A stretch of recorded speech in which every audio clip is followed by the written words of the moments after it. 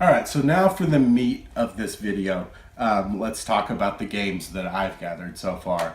And I'll give you some tips as I go along, some things that I've learned in collecting Super Nintendo, some things that might benefit you.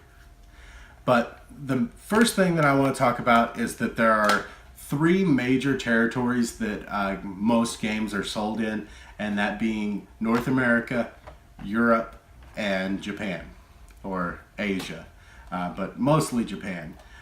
So I've got, most of my collection is North American, of course. I live in North America.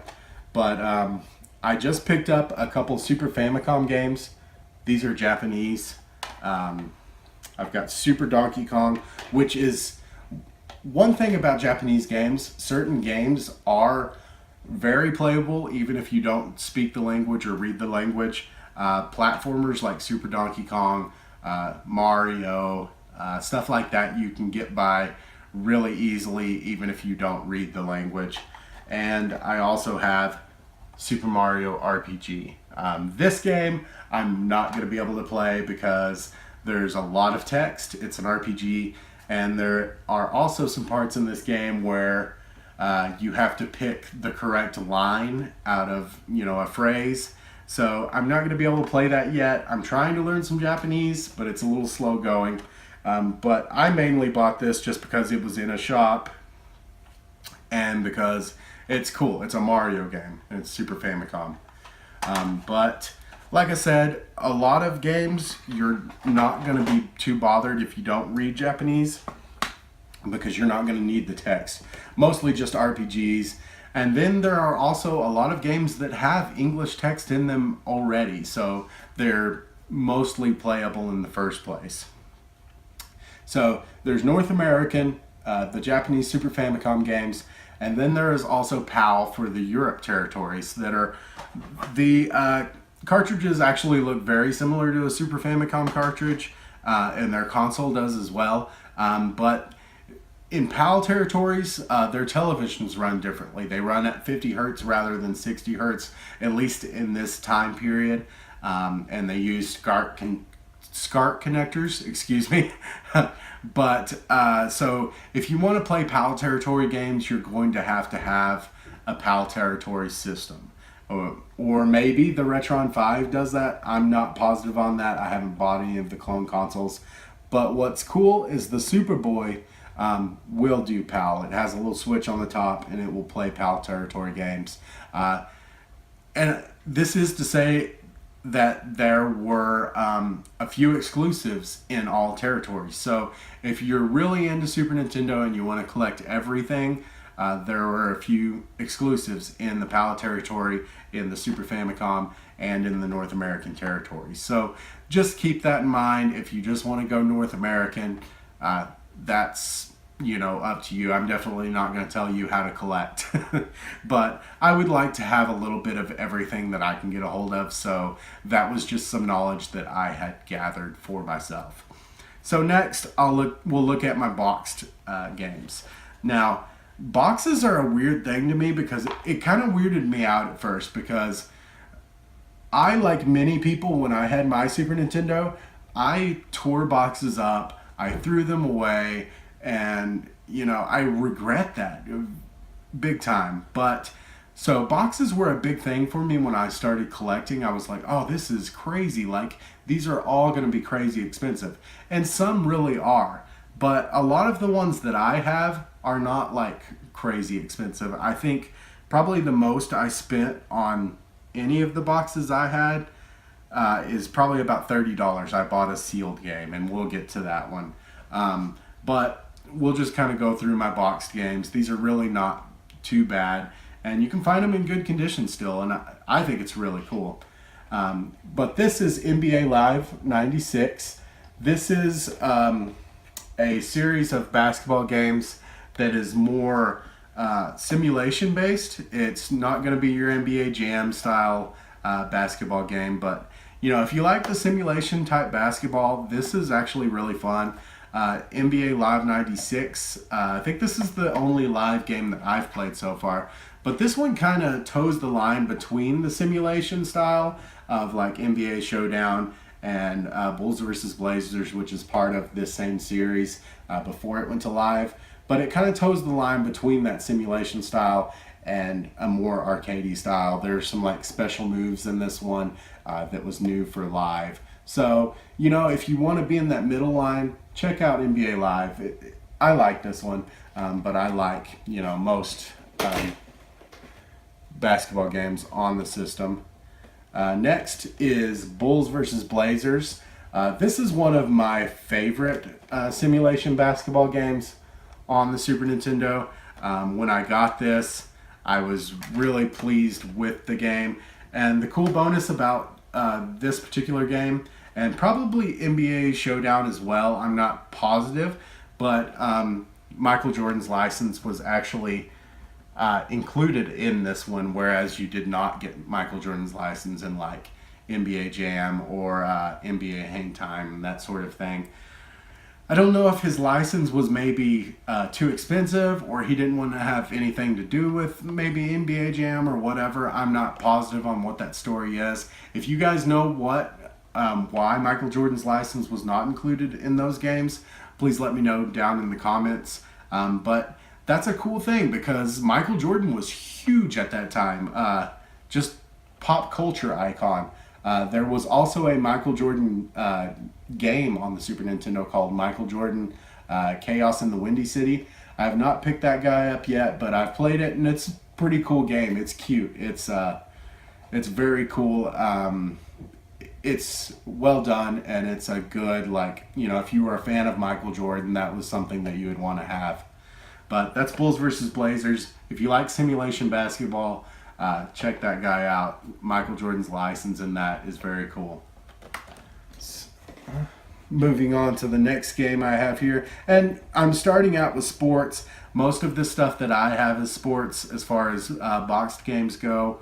And I've got a lot of sports games loose. Sports games are cheap, and there's a lot of them out there, and often you can find them in good condition. So next, I have Team NFL Football, and the thing about this one that was really interesting to me, the reason why I picked this one up, was that this is developed by Konami. And I personally didn't know that Konami made a bunch of sports games, so that was cool to me. It's not a bad football game. It's not near as bad as I thought it would be, but it's not great either. It's not a Madden, and it's not a Tecmo Super Bowl or anything like that, but pretty cool. Cool history, Konami making a football game. Next, I have Super RBI Baseball. The reason I picked this guy up is I particularly like baseball games as far as sports games go, and RBI Baseball on the NES is one of my favorite baseball games. So I decided to try Super RBI Baseball. Super RBI Baseball, on the other hand, is not my cup of tea. It doesn't feel the same as RBI Baseball felt on the NES to me. So maybe if I give this one some more time, I'll enjoy it, but it doesn't feel the same, to me at least. So next, I have my Madden games. This is one of my side collections that I have going on. John Madden football games are like still one of the biggest franchises in video games. It started in the 16-bit era and is still running today. And there are people that, like, if they don't buy any game every year, they buy John Madden football. So that was one of the side collections that I wanted to start when I started collecting video games. And I've got 3 of them complete in box, and I just completed my John Madden collection today, actually loose. So this is John Madden Football 93. This is what was the second one released on Super Nintendo. And I've got that one complete with the playbooks and all that. And the other bonus of these Madden games is they're cheap. There were so many of them made, and a lot of people bought them. So they're very cheap, often in good condition. This one's John Madden Football 94, and maybe just Madden NFL 94. But this one's in great condition. I'm really happy to have this. It's in fantastic condition, complete in box. Very happy with that guy. And then I have Madden NFL 96. Now this one's a little bit more beat up, but maybe I'll find an upgrade to it later on down the line. And I need to complete my boxed Madden collection as well. One more sports game, and then we'll get to the rest of my complete and box collection. This is ESPN Speed World. This was a Sony ImageSoft game. Sony actually developed, a few games on the Super Nintendo. One of my favorites on the Super Nintendo, Chuck Rock. I have that in here. We'll talk about that when I get to it. But this ESPN Speed World, the main reason I bought this is the box was in fantastic condition. So, and I think I paid like $7 for it. So, but that's probably the best box I have. It's very crisp corners, everything in there. So I was happy to have that. The game I'm not too thrilled with. It's just kind of, it's not great, but maybe if I give it some more time, like I said with RBI Baseball, maybe if I give it some more time, I'll really enjoy it. So next in my complete and box collection, this is Space Invaders, an absolute classic when it comes to arcade games. This guy was actually sealed when I bought it. Now, before you get all upset and want to chop my head off, this guy I paid $30 for. That's about what it goes for. And when you open it and make it complete in box, it only goes down to about $20. It's still worth $20 complete in box. So I paid $10 to open a brand new Super Nintendo game for the first time in like 20 years. I was okay with that. Some people aren't, they want to hold on to their sealed games, but I didn't really care. It was cool to open a new Super Nintendo game, and it smelled amazing. Try it sometime. But that's Space Invaders, like I said, one of the all-time classic arcade games. Pretty cool on Super Nintendo as well. Next, I have SimCity. Now, this version of SimCity is really cool. What's cool about SimCity on the Super Nintendo is it's loaded with just Nintendo stuff.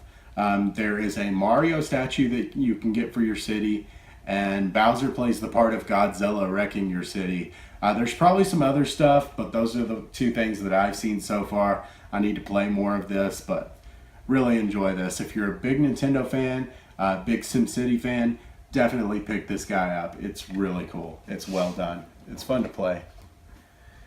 Next, I have another one of my all-time favorite games.